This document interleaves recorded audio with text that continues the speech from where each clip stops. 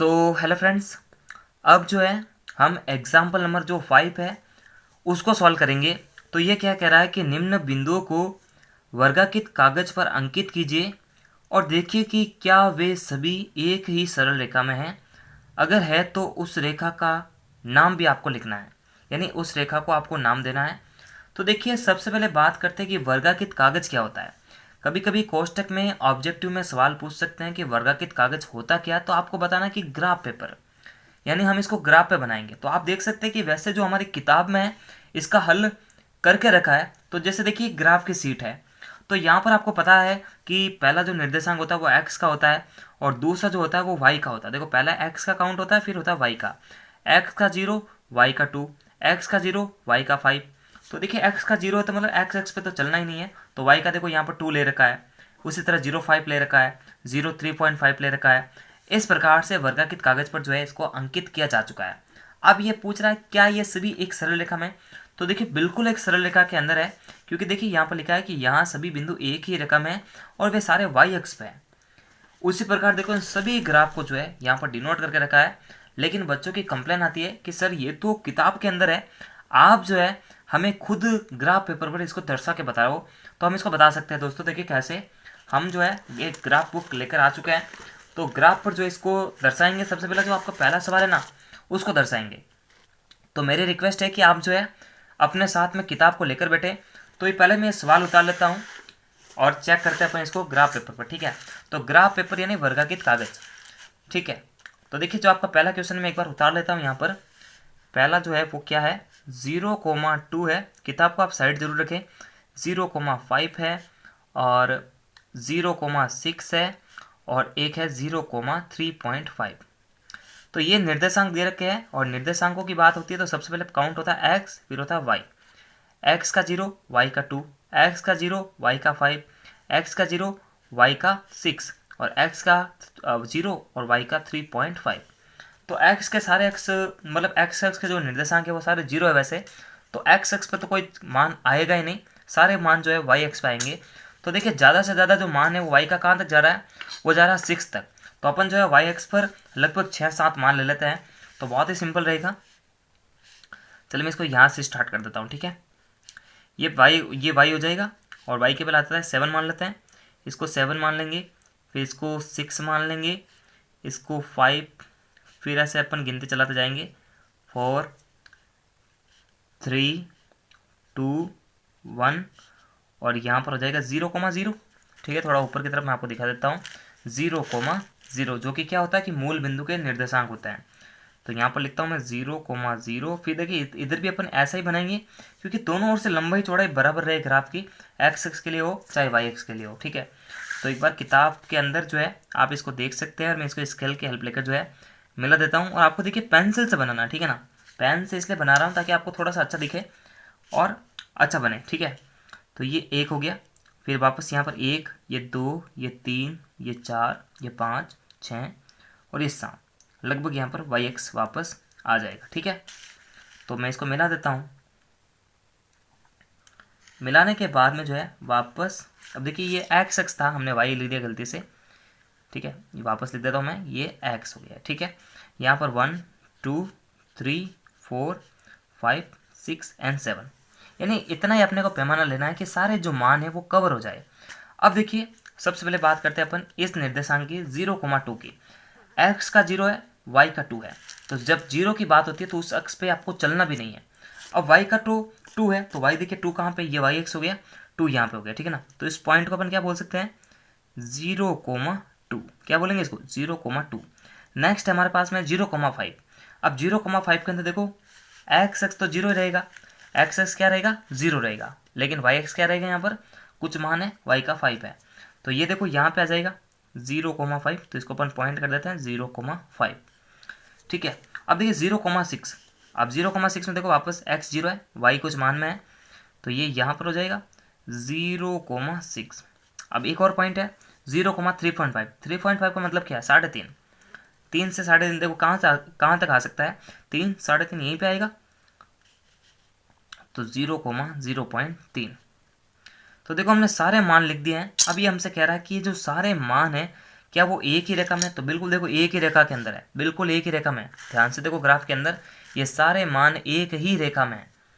तो हम लिख सकते हैं यहाँ पर कि यहाँ सभी बिंदु एक ही रेखा में है और वे सारे किस अक्ष पे है? वाई अक्ष पे। क्या लिखेंगे अपन? ये सारे बिंदु एक ही रेखा में है, ये सारे बिंदु एक ही रेखा में है जो कि वाई अक्ष पर है। तो देखिए जिस तरह हमने इसको दर्शाया है उसी प्रकार आप सभी को दर्शा सकते हो, बिल्कुल दर्शा सकते हो। इन सभी मानों को आप दर्शा सकते हो। इसी तरह देखो आप इसको भी दर्शा सकते हो, ठीक है ना। x का कहिए तो आपको x का पहले लेना है, फिर आपको y का लेना है। तो चलो मैं इसको भी करके दिखा देता हूँ ताकि आपको कोई प्रॉब्लम ना हो। तो अगले जो निर्देशांक है वो हमारे पास में है, किताब को आप साइड जरूर रखें। तो मैं एक बार निर्देशांक है उनको लिख देता हूँ। तो देखिए यहाँ पर निर्देशांक लिख देता हूँ मैं। सेकंड क्वेश्चन है इसका, ए हमारे पास में यहाँ पर है 1,1 और बी हमारे पास में है 1,2, सी हमारे पास में है 1,3 और डी हमारे पास में है 1,4। देखो एक्स का जो मिनिमम मान है और मैक्सिमम जो मान है वो हमारे को बताएगा कि हमारे को जो है ग्राफ का पैमाना कितना लंबा लेना चाहिए, मतलब वाई एक्स पर कितने सारे मान लेने चाहिए। क्या वाई एक्स को ज़्यादा बड़ा करने की ज़रूरत है या एक्स एक्स को ज़्यादा बड़ा करने की ज़रूरत है। तो देखो यहाँ पर जो है एक्स का ज़्यादा से ज़्यादा जो मान है वो 1 है और वाई का जो ज़्यादा से ज़्यादा मान है वो 4 है। तो अगर 4 हो तो 5 ले लो, मतलब एक अधिक ले लो, ठीक है ना। तो अपन वाई एक्स पे जो है 4 मान लेंगे तो एक्स एक्स पे भी जो है 4 ही मान लेंगे ताकि जो ग्राफ है वो लंबाई और चौड़ाई में बराबर बने। तो देखिए यहाँ पर स्टार्ट कर देंगे अपन, इस एक्स को अपन वाई एक्स बोलते हैं। अच्छा इससे पहले 4 आता है, फिर आता है 3, फिर आता है 2, फिर 1 और यहाँ पर आ जाता है 0,0। फिर देखिए यहाँ पर वापस 1, 2, 3, 4 एंड वापस यहाँ पर हमारा एक्स एक्स, ठीक है। इस तरह से जो है हमारे को हमारा जो माइंड है उसको चलाना आना चाहिए कि किस तरह से जो है अपन ग्राफ को ज़्यादा से ज़्यादा लंबा और ज़्यादा से ज़्यादा जो छोटा है वो ले सके। तो ये जो है इन दोनों की मान की जो कंपैरिजन है वो आप खुद कर सकते हैं बड़े आराम से और बहुत ही सिंपल है। अब देखिए पहले निर्देशांक पे बात करते हैं, जो कि ए का निर्देशांक है वो है 1,1, मतलब एक्स का भी 1 है वाई का भी 1 है। तो देखो एक्स का 1 और वाई का 1 दोनों कहाँ पे टकरा सकते हैं? देखिए ये एक्स एक्स का 1 और वो वाई एक्स का 1 यहाँ पॉइंट पे टकरा जाएंगे।